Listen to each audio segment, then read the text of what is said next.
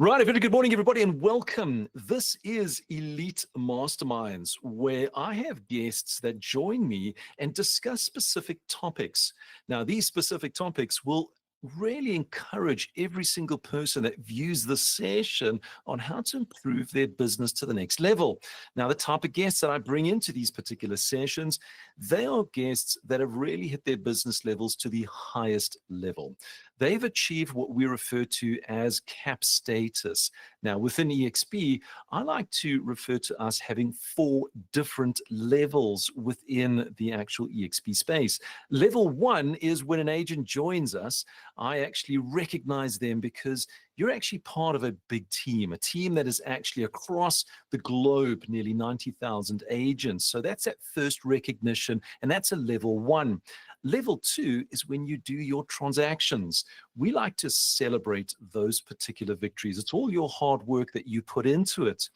Then we hit to the level 3, and level 3 is our cap agents. Cap agents is where they're actually earning 100% commission, less that 4% transactional fee, which then equates out to 96% net commission. Now, that is absolutely amazing if you want to live a life by design. And then you get into our ultimate, our level 4. And level 4 is our icon status. Currently in South Africa, at the time of this particular session, we have 2 icon agents. And in order to get to there, it is a level of high productivity. And in essence, what do you get out of that? Well, you'll actually, once you become an icon agent, you earn 150,000 Rand in EXPI shares. So in essence, that cap amount that you'd actually paid out to become a cap agent, you get that back. So in essence, you truly earn 100% commission throughout this particular journey, which is absolutely amazing. Now, in this particular session, we're going to be talking about something that's actually quite interesting, and it's all about these online leads. Now, I did a little bit of research, and what I actually came to realize is 78% of the buyers actually, they will stick with the first agent that responds to them. So it's very important that when you're getting these online leads, that you're actually making connections with that particular buyer so that you can actually carry on. And I was actually digging a little bit deeper. There was a study that was actually shown, and this is going into response times. What you find is if a lead is an online lead is coming through to you and you respond within 5 times or 5 minutes, it actually equates to nearly 100 times better conversion ratio. So you want to make sure that, one, you are responding, but you're also responding in a timely manner. Don't be that individual that when a lead comes in, you're actually sitting there and going, well, this lead, I'll take care of it after the actual weekend, because ultimately what's going to happen is you're not going to get to be the first agent. You're not going to be able to improve on those conversion ratios that will help you through your particular business. So joining me today, I've got 2 of our cap agents. I've got Colette and I've got David. Both are really at the top end of the performance of their productivity. They've achieved what we all like to know is that level 3, as I've actually discussed. So I want to first go in. Colette, how are you doing today? Give us a quick little introduction of who you are, where you've actually come from, how long you've been in real estate with EXP, and any highlights that really you'd love to just share with us. Hi, Stuart, and everybody on the call. Thanks for joining.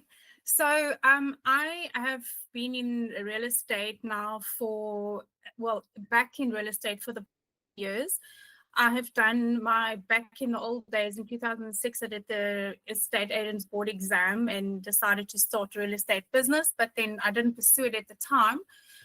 But I decided to re-enter the market in about 3 years ago with a company. And I really love the business. And I think for me, a highlight of the business was when I got back into it.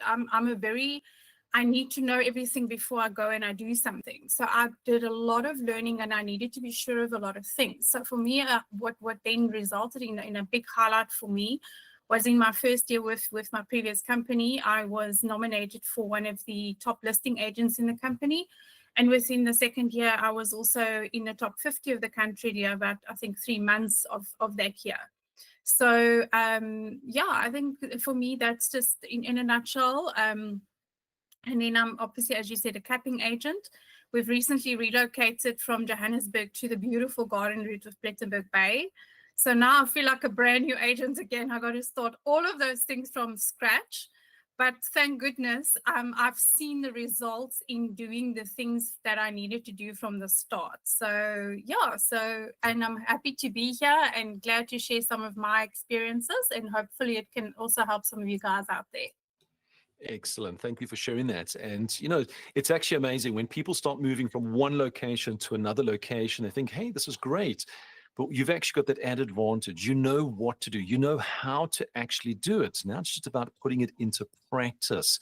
So good luck with down in that garden route. So next joining us is David. David, how are you doing today? And also give us a bit of a rundown how long you've been in real estate, how long you've been with EXP, and some highlights in your particular business. Hi, Stuart. Thank you so much for allowing me to be on this podcast. I appreciate it. I'm hopefully can share some experience, some things that we've learned over the years. As you can see, I'm not a spring chicken. I just turned 68 years old, and I'm very technologically with the program. So I think that's probably a starting point.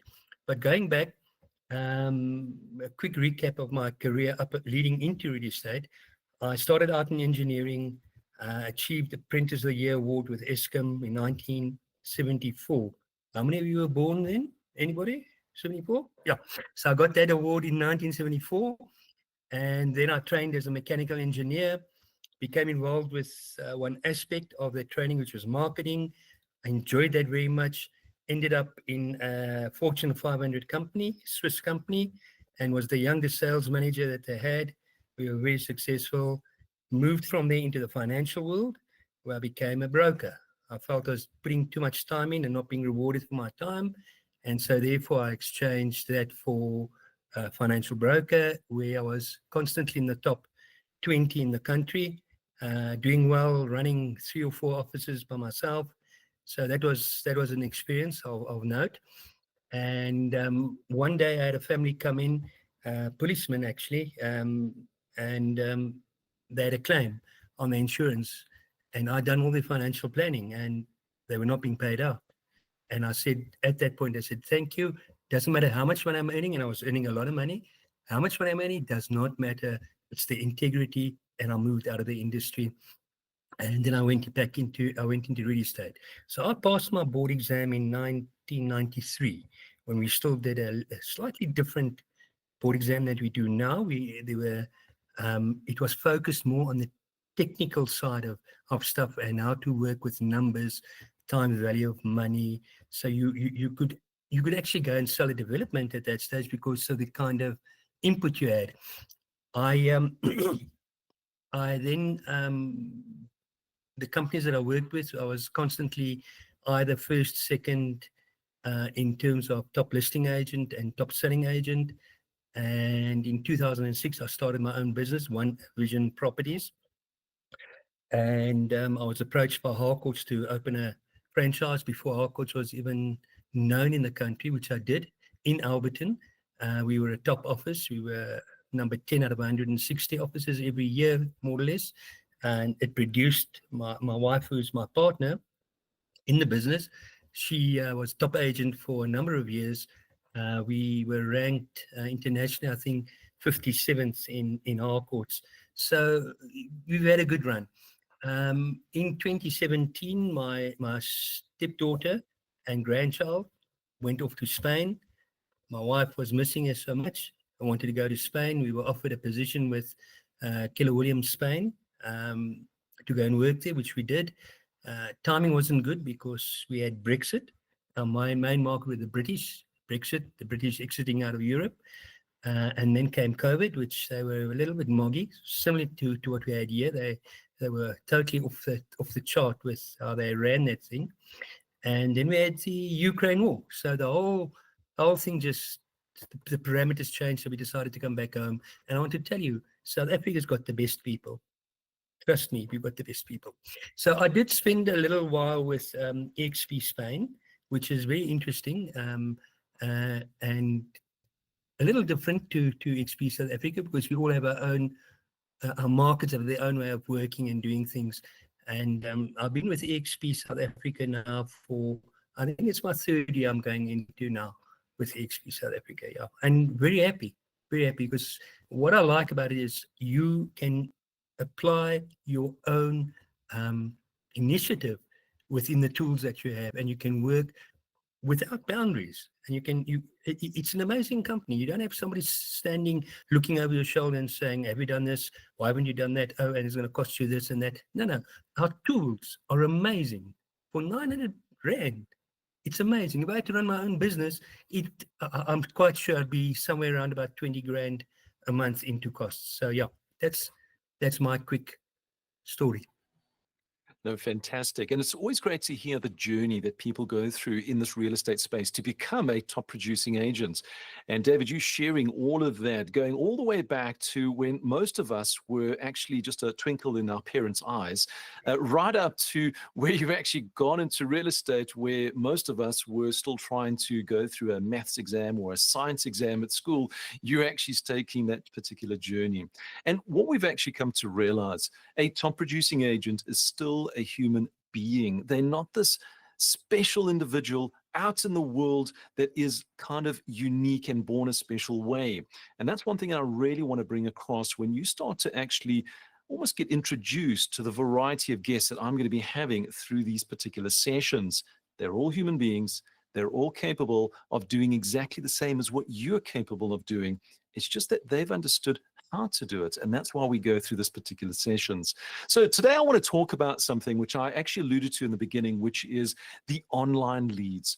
You see, our business has now transformed from being an offline business where we're in print media, whether it's magazines, newspapers, billboards, etc., to now everything being online. Because of the rapid pace of the way technology is going, when we list a property, we want it in the face of our clients within minutes. And when a client sees it, they want a response within minutes. And this is becoming this technology way that we're actually moving. It is such a rapid pace as we're starting to go forward. However, as I mentioned, the first person to actually respond to a particular client, in essence, is improving their chances of holding that buyer through the process of viewing multiple properties. And the quicker you respond, the quicker and higher the level of conversions. So Colette, I want to start with you. When an internet lead comes through to yourself, so whether it's from a social media, whether it's from a portal, what are the steps and processes you take to make sure that you actually hold that particular client through their journey, converting them with the highest possible percentage? What is your secret sauce? So something that I'm, maybe it's a personality trait, which I'm glad I have. I'm a little bit OCD, so when my phone has a ping, I must be on it quickly. So from that point of view, in terms of responding now, and I mean, as a real estate agent, your phone goes ballistic all night long. Some people, I've had a funny story. One of my first listings, I listed the price. I had a development and I listed the price incorrect, and instead of, I think it was 1,999, I lost a few zeros. So my phone literally pinged the whole night constantly with people inquiring about this 200,000 Rand apartment, which was supposed to be 2 million Rand. So for me, it's definitely, first of all, immediate response. So on my WhatsApp, I've got a WhatsApp business. I've changed my account to business. So I've got an immediate response, a message that goes out straight away. As soon as I get an inquiry that comes through, there's an immediate response that goes out to the client to say, hey, I'm just busy with somebody. I'm going to get back to you now. So they already know that, okay, I'm on it. So, and it also gives me a reminder in case I'm not close to my phone, that I can get back to that person as soon as I have a chance. For me, the second thing then would be, I'm very, very, I need to find the motivated. So also I find people don't read necessarily, they don't read all the information on an ad. So I phone them as soon as I get the chance then to call them back. I then have the questions. For me, it's important to specifically ask certain questions to find whether the property is even the right property for them, because it might not be the right property. And by asking the right questions, I'm also showing an interest in them, not wanting to waste their time. So I'm building that trust, building that relationship, building that rapport with the client to know that, okay, this agent's not just, I'm not just going to show them the property. I'm asking the correct questions. Is this the right property? I might find out it's actually not the right property. And I can then convert them into one of maybe another listing that I have, or rather put them in the right direction. Even clients of mine that, even properties that are still showing as listed, that are maybe in the process of being sold, I even reply to those clients. I pop a message and say, hey, thanks for inquiring. Unfortunately, it has been sold, but let me see if I can find you something else.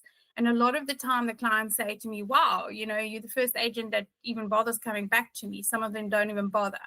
So, those are some of the things that I do immediately, but I do believe in the immediate response is very important.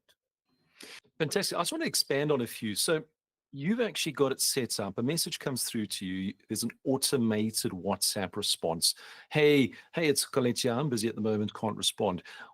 How long does it typically take when that auto respond goes out? Because obviously your phone's going to go ping, till you actually make that call. What is your typical time? Is it something where the auto respond goes out and you go, oh, fantastic, I've sent the message, so I can respond to them tomorrow afternoon? What sense of urgency do you put into making that particular call? No, I don't wait until the next day. That's too long. If in the event something like that happens and I may be on a phone call or in a meeting like now, the minute I get done with this, I will phone them. So I've had to discipline myself also with business time and working hours, so that I also just can have a bit of a break and switch off, because my business has got to the extent where it is really busy. So if it is sort of after 8 o'clock in the evening, I would then phone the first thing the next morning. But if it is during the day, I literally would phone within half an hour if I can, if I'm in a meeting or not able to call in an hour. But I never leave it for longer than an hour, because I need that client, because in that time, that client could have phoned somebody else and made another appointment with another agent. Most of my mandates, I work on sole mandates, but if it's not a sole mandate and there's another agent, maybe it's an open mandate, and they're just going to phone the next agent and then make the appointment with that agent. So I try and get in as quick as I can. Fantastic. And that time of urgency is always there, but you got to respect personal time, because getting messages at 2 o'clock in the morning, people will understand that you only respond to them within your operating hours. Now, that first phone call that you give to a particular client, give us an example of a type of question that's got the response that really invokes them to go, hey, this is an agent that's actually interested in me and what I'm wanting to bring to the table. So give us an example of a typical question that you would ask a buyer in that very first phone call. So my question would be to them, you obviously inquired about this property. Did you read the description of the property? And if they say yes, then I'll be like, oh, great. So first of all, let's take it a step back. Tell me what your dream home is. So I'll ask them, because if they then tell me what they're ideally looking for, often it comes through that, oh, I need a domestic room, but it doesn't actually, my house doesn't have a domestic room. So you missed that in the description. So I then so for me, the important question really is, tell me what your dream home is, because then I connect them and I'll say, okay, I don't actually think this property is for you, but let me then see what else we can find for you. So for me, one of the big things is home, because then I open it up to them to tell me what it really is that they are looking for. And then it also shows them that I'm actually showing a personal interest in what they are looking for. Absolutely. One of the big things is we actually, as a coach, we work with our clients and we say, you need to be actively listening. And the only way that you can actively listen is ask very, very powerful questions. And those powerful questions normally work around the wants and the needs of your particular clients. Instead of, hey, by the way, I have this listing, let's just take you through this particular listing, which at the end of the day, we know is just going to waste time. Colette, thank you so much for coming. I will come back to you a little bit later. David, I want to jump to yourself. your strategy, your procedures that you use when it comes to online leads, whether it's from a WhatsApp lead that's come in, an internet lead that's come in, a social media lead that's actually come in, what is the strategy you use to make sure that you've got that client right through the process to actually show and sell a property? Thank you, Stuart. Much like what Colette does, I do a similar thing. If I'm in the middle of something and the WhatsApp pops up or the lead comes through, what I would do is I've also got a formulated answer on my WhatsApp business account, um, telling them I will get back to them shortly. But I don't allow more than 5 minutes. Honestly, I'll break off whatever I'm doing, because that call for me is as important as what I'm doing, and probably more important, because that's my future business and that's going to keep my pipeline full. And as a result of that, that's going to cause me to do more sales. So, what I would do is, again, I'd also try to pre-qualify them to understand, firstly, what is it, what is their desire? What are the boxes they need ticking? And if the property they responded to does not meet their need, I then suggest to them that I will come back to them with a list of properties that we could perhaps have a look at. And these might not be my own properties. These might be other agents' properties on EXP in the area. So that's the first starting point, is to try to get a collaboration with some of the other agents on their stock, because that's the easiest. You don't want to work too often with independent agents or other franchises, because they've got a very different business model to what we have, and it sometimes becomes tricky with the commissions and misunderstandings and that kind of stuff. So I do that, and then one of the things I would ask the buyers, over and above trying to pre-qualify and to understand, and also I get to the affordability question very, very early in the discussion. For me, and it's something I've taught all my agents in the past as well, we are not taxi drivers, number one, and we are not tour operators, number two. We're not just there to take people to view houses because they simply want to see the house. They need to have a compelling reason. They need to be ready to buy now. If they're not ready to buy now, that's different. And I have a process that I'll follow through with them. And that process would involve constant engagement through social media and other forms, through email marketing. We have in multiple touch points. We'll call, we'll text back again. And we'll also then take some of our ads that we are placing out there and retarget it to suit that specific person's needs. So the idea is that you're having constant contact with them, but without being aggressive. That's very important. Sometimes we can come over as being aggressive because of the way we go about asking the questions. So we need to be really aware of that situation and try to understand the person on the other side of the line. If that person happens to be a strong driver or analytical person like Colette, very analytical, then listen, because God gave us 2 ears and 1 mouth. So listen, understand what it is. And how do you understand? We understand by asking relevant questions that pertain to what that person is looking for. And then when you understand that, then you can take the conversation further. But don't try and just say, okay, we'll make a viewing appointment. You're going to run around. You're going to be wheel spinning, as we call it. You're not going to get anywhere. And you're going to find that you're going to deal with a lot of people, but your closing ratio is going to be very, very low. You want to try and have a good closing ratio. That's important. And the way to do that is to understand exactly what their client wants. If the person's more artistic, expressive, well, then you've got to listen. And maybe they like that house with the yellow wall and the blue wall, and maybe that's the house for them. So understanding your client is very, very important. So the question I would also then ask is simply, I noticed you were looking at properties in this area. Would you like a free guide to the top 5 mistakes first-time buyers make?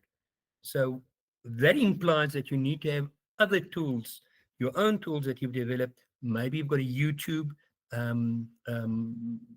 thing about the 5 mistakes people made. Maybe we just got a PDF, but send them something. You want to be top of mind all the time, because once you're top of mind, you're okay. You want to be in a situation where that lady is playing bowls, and as she picks up that ball to roll it, she hears somebody says, "I want to sell my house," and your name kicks in, not somebody else's name, your name. Before she even releases that ball, she says, "I've got an agent. His name's David," and then she can roll that ball, no problem. So that's where you want to be. That's being top of mind. Yeah. Absolutely, absolutely. And thanks for sharing all of that wisdom. I've actually got a question for you that I want to just expand a bit on, because you made mention we're not tour guides. We're not the people that's going to be the taxi driver that's going to pick you up and take you through to 20 properties, which is a big mistake for many rookie agents. One buyer comes in, they're very excited, and they take them on a tour of all the properties that's available, thinking that they will actually catch the biggest fish. That question that you possibly could be asking them, and that's all around that pre-qualifying, the affordability, to make sure that they're not just the people looking to get a free ride. What question would you ask them, or series of questions would you ask them to make sure, hey, this is somebody that is serious, and right, let's take that step to take them through? What questions would you ask them, Dave? I would probably say to them, if I were to show you a property that meets all your needs, or most of your needs, would you be able to make an offer today? Is there any reason why you would not be able to make an offer? Because then again, what you're doing is smoking out some objections that might come up further down the road, and you're understanding again what their needs are. So often you may ask all these other questions, but you don't get to the real core of what it's about. So that's what I would do. And then I would say that what we'll do is we'll view 3 properties. I have a little card that they need to rate the property in terms of how it meets their needs and how I've understood their needs. So then, is the location correct? Is everything correct? Is the lounge right? Is the bedroom, kitchen, all that kind of stuff? Then I understand quickly what their buying motivation is. So then I would arrange, if they hadn't made a decision yet, hadn't seen the property, I'd show them properties more in line with what that scoring is, and by then I should be closing a deal. If not, I have to take a tablet and go sleep because I'm not doing something right. Absolutely. I love that, is basically asking that little, I call it a statement more than a question. That statement, if you find that right house, would you be ready to put that offer in right now? That's a very powerful question that it's actually, we call it on the front line, it's actually being very forward with those questions, coming with a very strong approach to get that close, because that will actually open up the answers. Well, no, we're just looking, we know, this is where you can start to gauge their intent to actually put in those particular offers. David, thank you for sharing all that wisdom. It's actually come through. Colette, I want to circle back to you. Now, when you're actually working with a particular buyer and you're having ongoing communications with that particular buyer, and then suddenly it goes dead. They just almost ghost you. You find that they're not responding to any of your messages. Do you have a little tip or trick that you've used? Do you drop them all together, or have you got a process that you follow to keep that continuity going? Yeah, and I mean, I think the ghosting thing happens quite often with a lot of us. And I've had a guy that and actually thought of him, funny enough, this morning. There was a buyer in Durban. But I've started building that relationship with him. So I think what you also got to understand, sometimes people's circumstances change. Something may happen, along the way. This guy specifically, for instance, I'll use an example. He decided he also had to buy property in the Cape, and the property was purchased in Johannesburg for the children. So he got really busy. So, but because I started a conversation and building a relationship with him, it got really chatty. So now I would just follow up with a voice note and say, hey, just popping in to say, I haven't forgotten about you, but I know you're going to let me know when you're ready. So he then actually the one day called me back and had this long conversation with me. And he said to me, Colette, you know what? You're one of the only agents that don't irritate me because you're not nagging me. So I'm just having casual conversations. But I do keep those people. Some people you obviously get in under you know when they're really just shopping around or they're not motivated to buy now. But I do keep a database. I mean, if you think about it, all of those leads you're getting, those inquiries you're getting on Property 24, on your agent zone, you can go, that's a database on its own.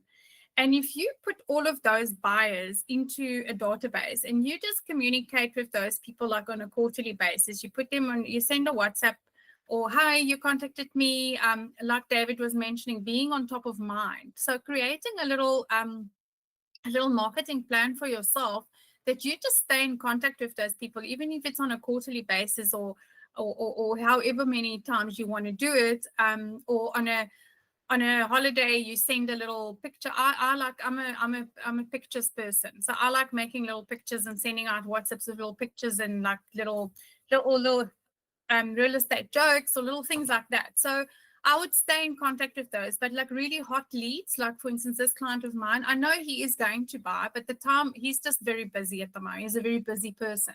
So with him, I'll pop a voice note every now and then and just say, hey, I'm still here, but I know you're busy. And when you're done with the wine farm and you're settled into the wine farm, we'll come do some wine tasting and then we'll buy the place in Joburg. So I just like to stay in contact with them.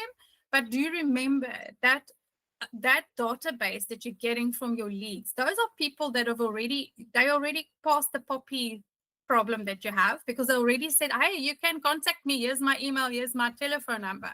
So stay in contact with them because they also could be sellers. So stay on top of mind and make use of that opportunity that they are there. They've already given you the go ahead to chat with them. Brilliant. I absolutely love that. Is, making, and that's one point that you raised, and I actually just kind of like hit me like, oh, exactly. If they send you an internet lead, they're giving you the authority to have two-way communication. So you've actually just overcome that particular hurdle.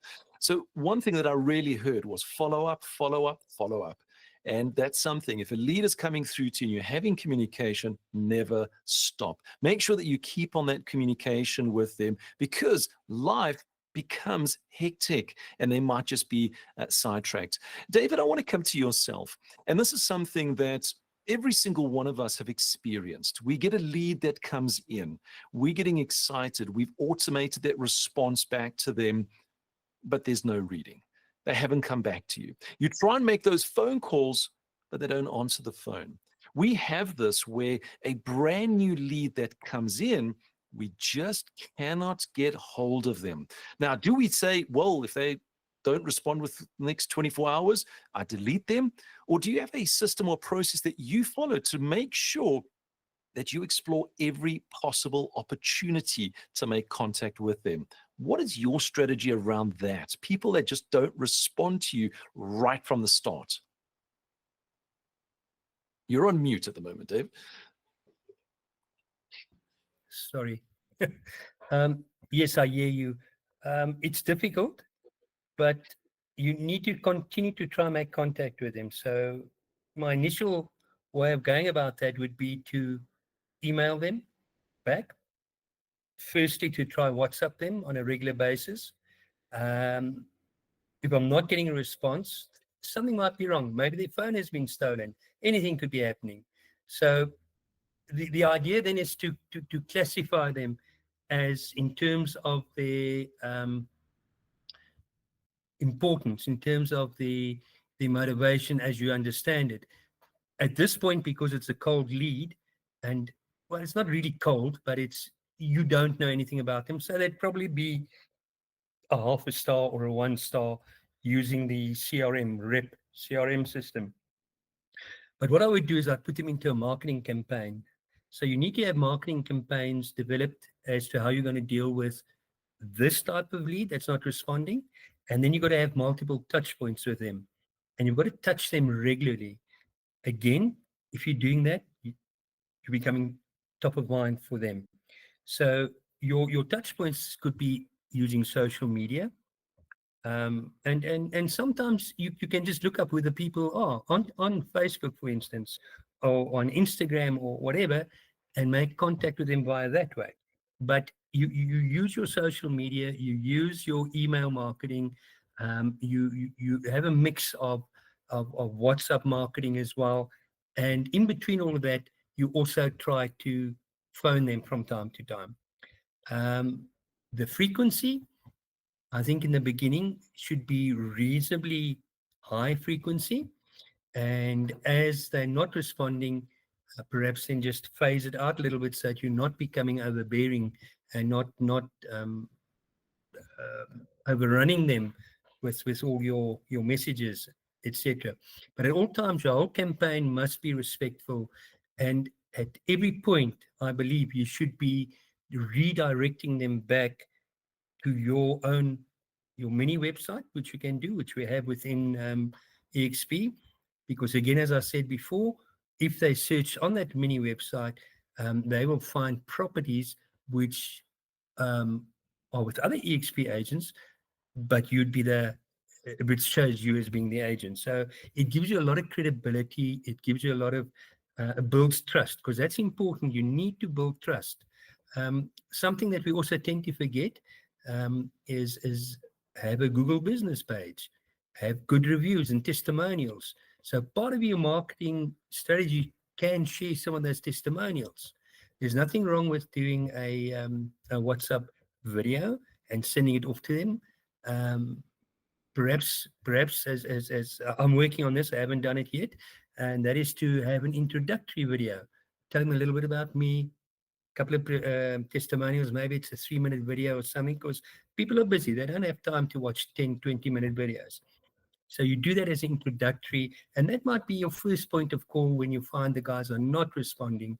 And so they can get a little bit about you, because now you're creating a connection and you're creating trust. And once you have the trust, you can basically, I say this respectfully, you can basically do anything with that buyer or seller for that matter. Trust is key. Absolutely. So here we've gone through this particular process. Leads are coming in. It's the time. It's quick. It's making sure that you, and one that's common amongst all our top performing agents, is those auto responders. Some message comes through to you, it automatically responds. So that's with WhatsApp Business, a tool that's free. We love it as real estate agents to have those free tools. Integrating that into your business of seeing an automated response goes out. You're able to then give them the phone call. David does that 5 minutes. He sees the urgency of it. Colette will do that straight after her meeting with somebody to be respectful of the client that they're with at the moment. But the key here is they respond to every single one of those messages, and they will keep on responding, building relationships. If things go quiet, they don't go, oh, well, they're gone, and they delete them. No, they carry on building those relationships because, as we know, we're all busy. We've got hectic lives, and they've got the exact same thing. So it's being respectful of their timelines. When somebody doesn't respond, it's not just going, oh, right, well, you haven't responded, let's delete them.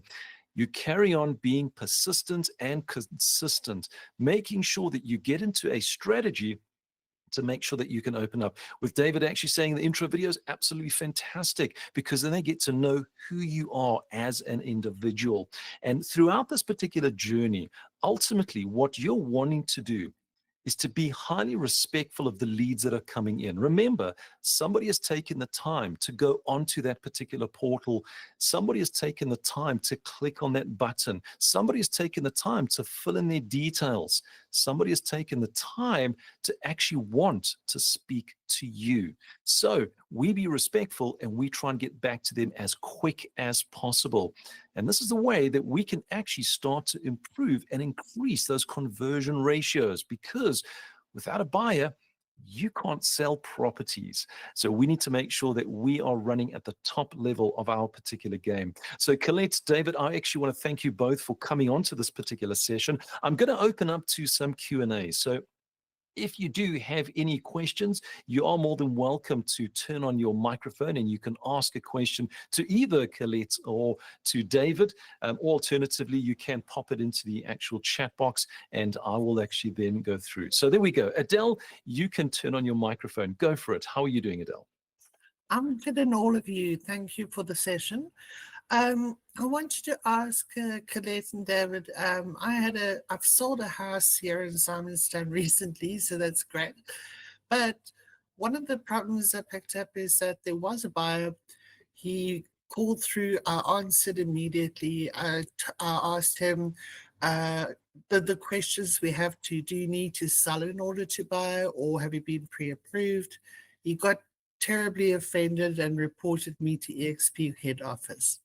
So, it's a once off, but I don't think in particular I was rude. It's just my seller had constraints and buying a farm, and she needed me to ask those questions. What do you do to handle that kind of thing without being shot?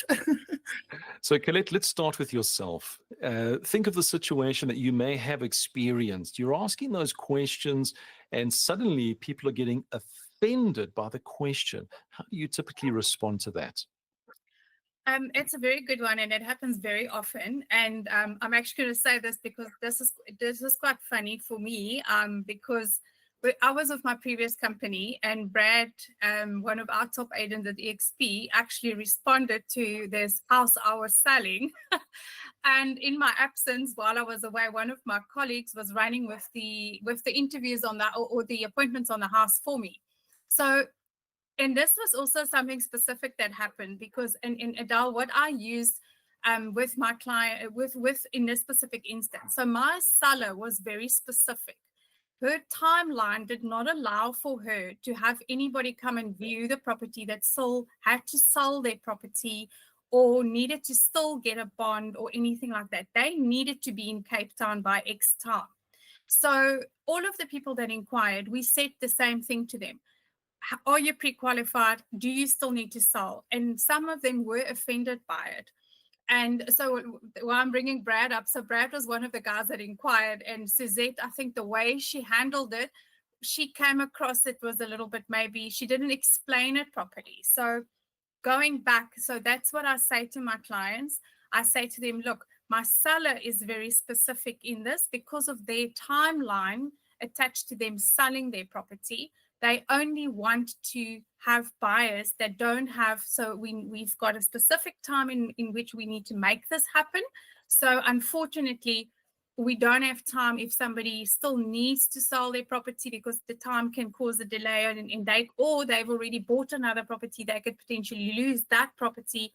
So from that point of view, I then try and explain it in that fashion.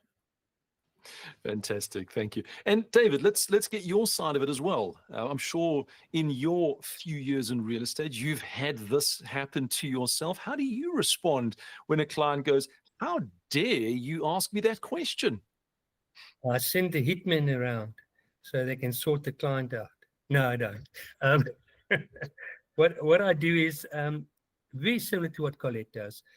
What's important, I believe, is to explain to the client what the conditions of that mandate are and that you have a legal instruction that you have to follow.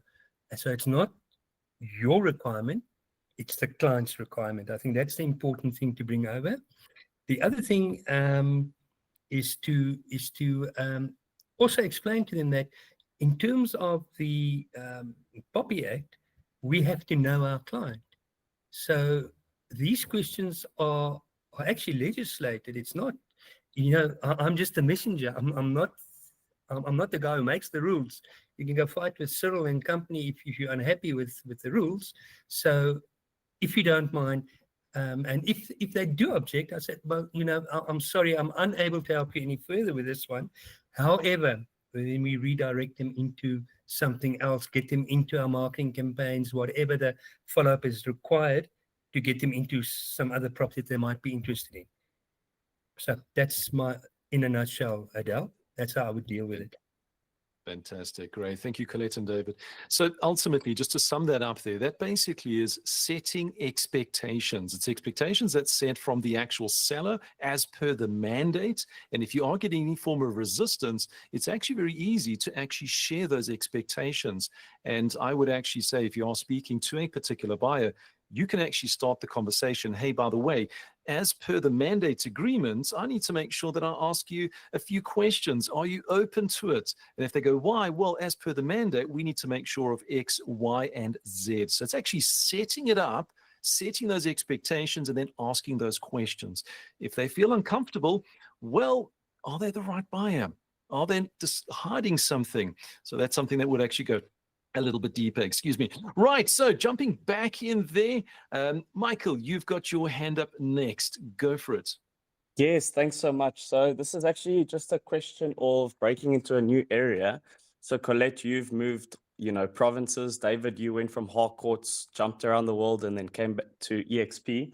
So I just want to find out, from your guys' experience, what was the best strategies you used to break into a new area? Was it show days, social media, door knocks? What was most effective, to break into the area for you guys? Great question. Well, Colette, let's start with yourself, because you're actually going, I'm breaking into this new area. I'm only a couple of months. What am I doing? Exactly. So what are the strategies that you're actually implementing right now? So this is live for you. Yeah. So, great question. And you know what? It is really go back to basics. My husband Clint is also with EXP. He's one of the team leaders and coaches. So he's taught me many moons ago.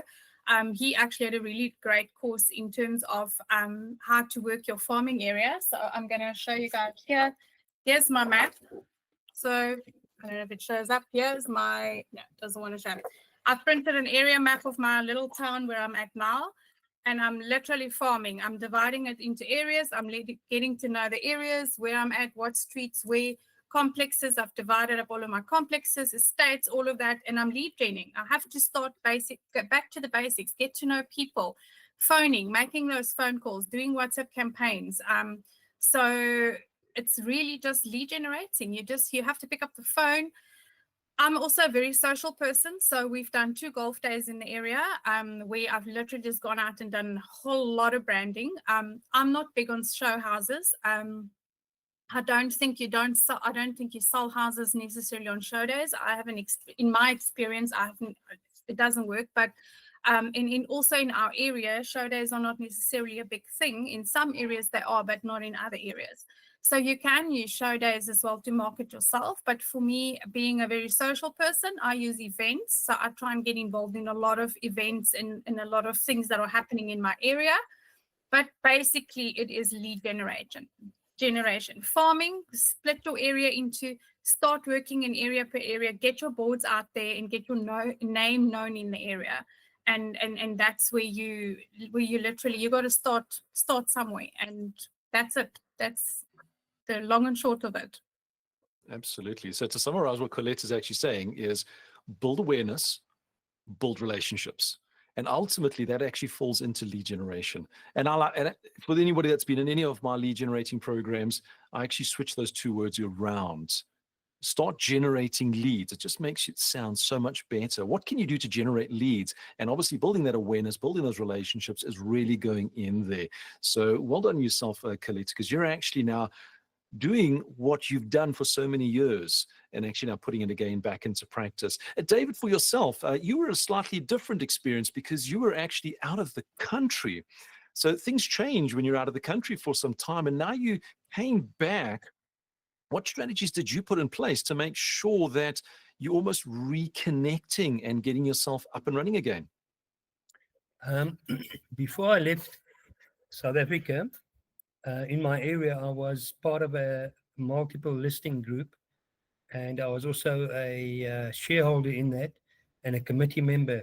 So and I've sold a lot of property in the area.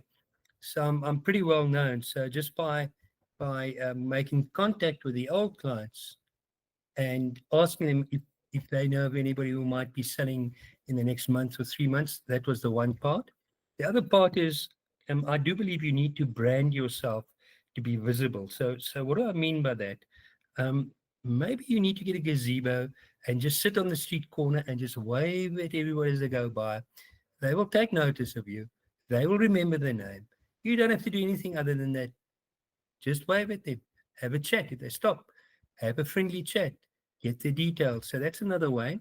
The other way is that once you decided on your farming area, You're going to have freehold properties. You're going to have sectional title. If you're dealing with sectional title, perhaps go introduce yourself to the managing agent or the body corporate or the trustees, and see if you can get permission to market to the people. And the way to do that might be to offer a market report on the complex on a quarterly basis, so newsletters. And then the other way is we've got virtual agents, so make use of virtual agent. Phone people, hear what they say. Have a script that works for you. Not every script works for everybody. So find a script, adjust it to what suits your needs, and then be comfortable with that script and start phoning. So make that part of your generation of leads every day. Obviously block your time for that kind of stuff. And as you go along doing that, you will build momentum. The other very, very good way to go about it is, if you've got a little bit of cash available for marketing, is to do a flow campaign, so that you can target exactly the areas that you want to be in, and you can reach a broader amount of people in a much shorter space of time. And I think your results are also, percentage-wise, you're going to have a better percentage of response going that way. And the more you can also do organic growth on your Facebook page, and continually always remember to ask at the end of the day if they know of anybody who wants to buy or sell, and make sure they know what you do. Don't be a secret agent. Don't be a secret agent. Let people know. You might want to brand your car. We've always branded our cars, and it's helped us a lot. I've never not driven a branded car. So that's my advice. Perfect. Thank you. So one thing that's actually common between both Colette and David is it's not just easy. There's not just that secret tablet that you take and bam, overnight, you actually become Superman in the area. It is work. There is money that needs to be spent in order to create that brand awareness. So getting into the area, it's making sure consistency, persistency, getting your name out there, building those relationships, using the tips and tricks that both Colette and David have actually shared.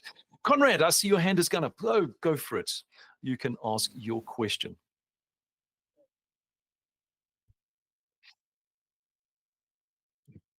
Conrad, I think you might have a microphone issue.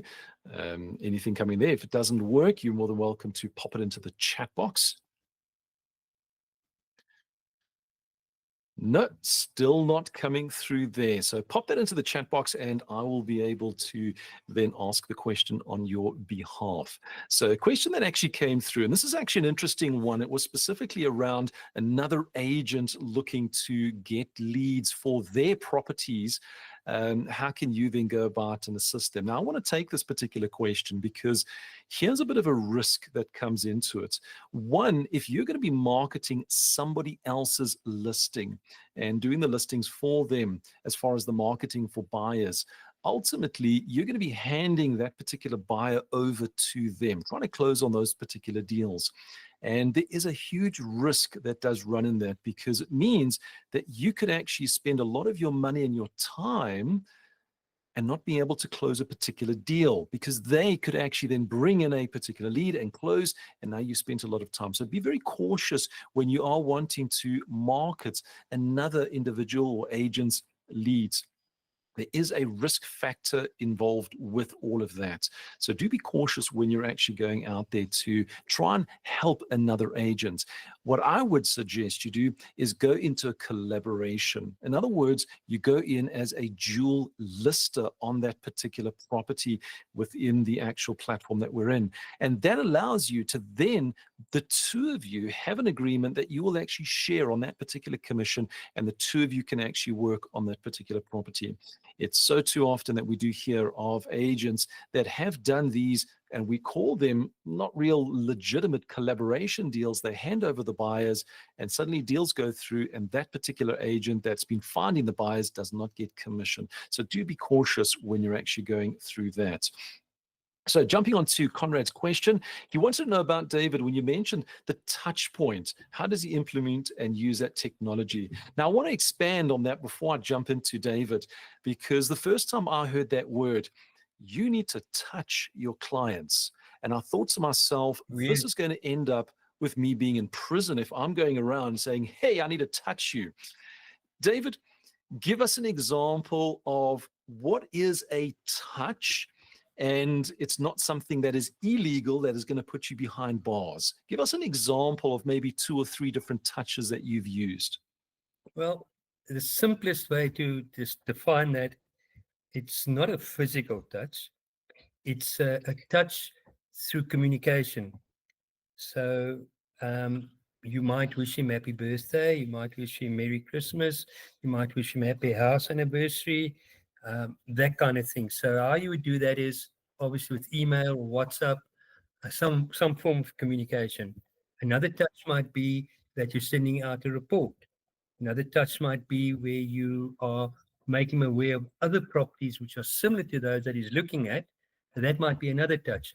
Hence, the marketing campaign, which will determine the type of touches. So the type of touches could be email, social media, WhatsApps, telephone calls, text messages, anything that maintains contact.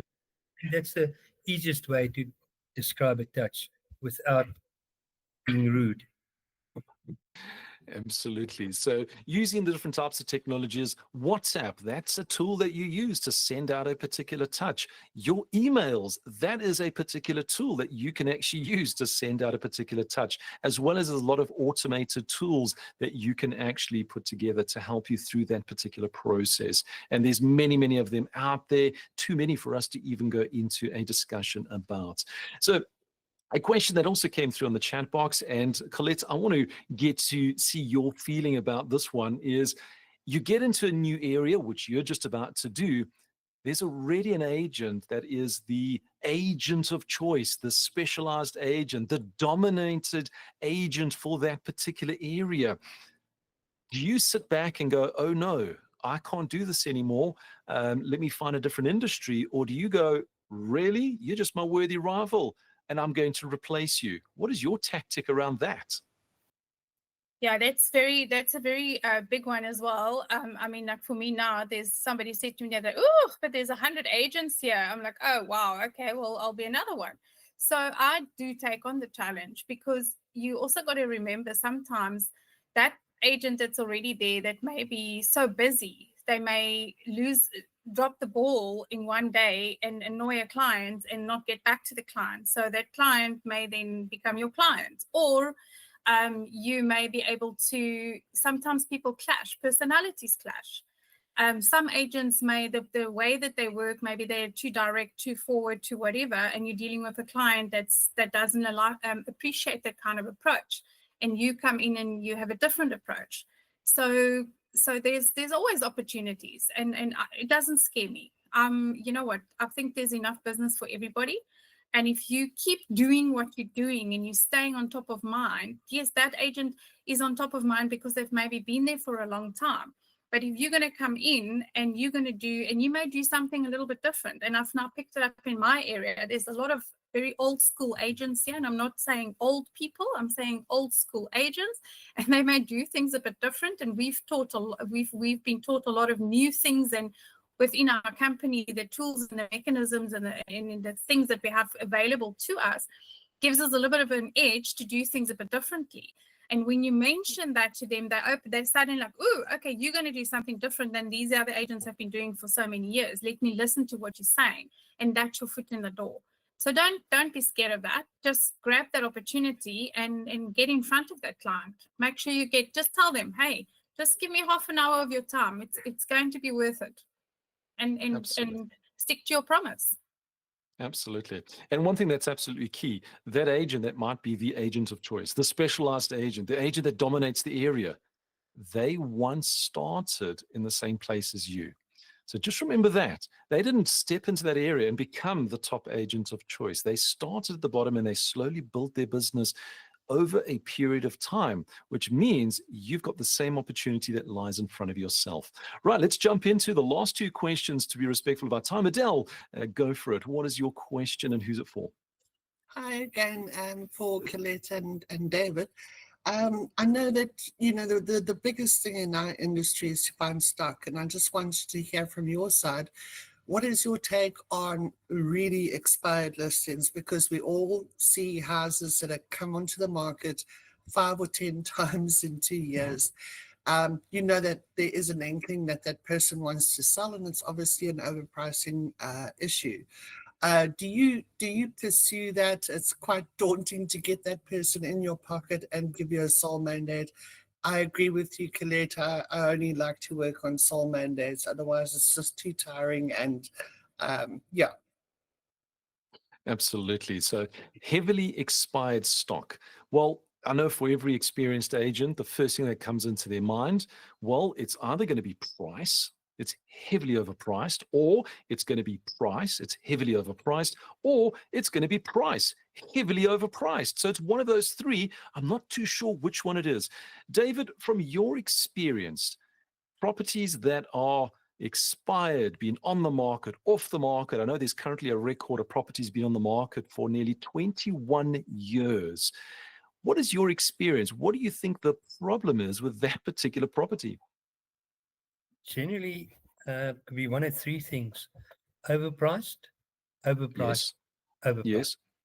There we go. Location, condition as well comes into the equation. So, firstly, I think you need to differentiate yourself between all the other agents. So, by doing that, you need to have a chat with this expired mandate owner, property owner, understand what were the general comments that came out, what were the things that she was not working for with the agents that haven't sold, what were the points that she was irritated by, and then to offer us something different. Now, we can offer something different because we do a lot of more social media. We're not only old school. We go knock on the door and plant a board in the ground and hope somebody will drive past and give us a call. No, we do a lot more. So you need to educate that person about how we go about marketing. And then you need to educate that person about the market dynamics in terms of supply and demand, how price dictates during different periods of the property cycle. And again, you need to win the trust. So this might not happen with the first call. So you've got to get it back into that marketing campaign of what you're going to call perhaps your marketing campaign for expired listings. And then you follow through with that marketing campaign until the client comes back here. I'll give you a simple example. I had a call not too long ago about an agent that the owner was complaining about. I gave her some advice. I said, let me know how it goes. And 2 months later, she says, I want you to be my mandated agent. Here's my property. You are the only person I want to work with. All I did was I listened, I gave advice. And that's what we've got to understand. We need to be consistent in what we're doing, and we need to be also persistent. So that's my answer. Absolutely. Absolutely. Fantastic and great answer on that one there. And just to answer a question that was on the follow-up on this is how do we establish, if it's expired or not? Well, it's all through communications. You have to phone. Listings on the market, you need to establish, is it an open mandate? Is it a sole mandate? How do you get that? There isn't a platform out there that says, hey, I'm a sole mandate. Hey, I'm an open mandate. You have to speak to that owner. You have to ask them, is it under mandate, yes or no? If it's a mandate, when does that expire? And you actually take a note of that. It's so important for you to track. Going into our last question, Geraldine, you're more than welcome to turn on your microphone and ask your question. Hi guys, thank you so much, Stuart, and everybody for awesome, like you guys always do. It's a lot of learning and I quite enjoy it. Colette, I wanted to find out, obviously we're speaking about farming just now. I normally, what I start to do is always say I phone the clients, I don't get hold of them, then I send a WhatsApp message just to say, obviously, I just want to find out if they are selling their house, and then once I've done that, I don't get any feedback a lot of times. So what I do then is I do another message later on just saying, hi, I know you're busy. Are you still selling your house? Are you interested? And then obviously half of those people don't really even get back to you on that message. What would you suggest would be the next follow-up to do with the client to get them actually to be able to talk to you and say if they are actually selling their house or they're looking into selling in the future? Can you maybe help me with that? It's a great question. So Colette, You're making all that time, all that effort to generate those particular leads. You've made that mention, you've sent everything through to the client, but they're not coming back to you. And this is obviously in respect to sellers, somebody that's looking at potentially selling their property. What is your process? Do you carry on? Do you put them into a bit of a waiting list? What is your process you use? Geraldine, are you specifically, is it somebody that's already on the market that you're referring to, or is it just somebody, for instance, in a complex that you're lead genning and you're just calling to try and get listings? It's to get listings. So obviously it's a cold calls that I do. Sorry guys. It's basically cold calling what I do. And then I just try to do a follow-up, because you don't always, when you do cold calling, you don't get people answering the phone. And my only thing is obviously to do a message and then try with another message after that. But I don't get any success out of even the second message I'm sending to the clients to, generate more leads and put them onto my lead campaign and that. So basically, maybe it's also, what are you asking them? You should also maybe look at your script in terms of the message that you're sending out. What are you asking? Because sometimes people, and that's why I also go back to, when I do my WhatsApp messages, I like to use pictures, because when somebody sends me a WhatsApp and it's a message that's long in words, I tend to, I don't know you, I'm not even bothered to read this. So I sometimes try and catch them with like a nice little picture or something. Then the picture saves in their phone. Automatically it saves in their gallery anyway.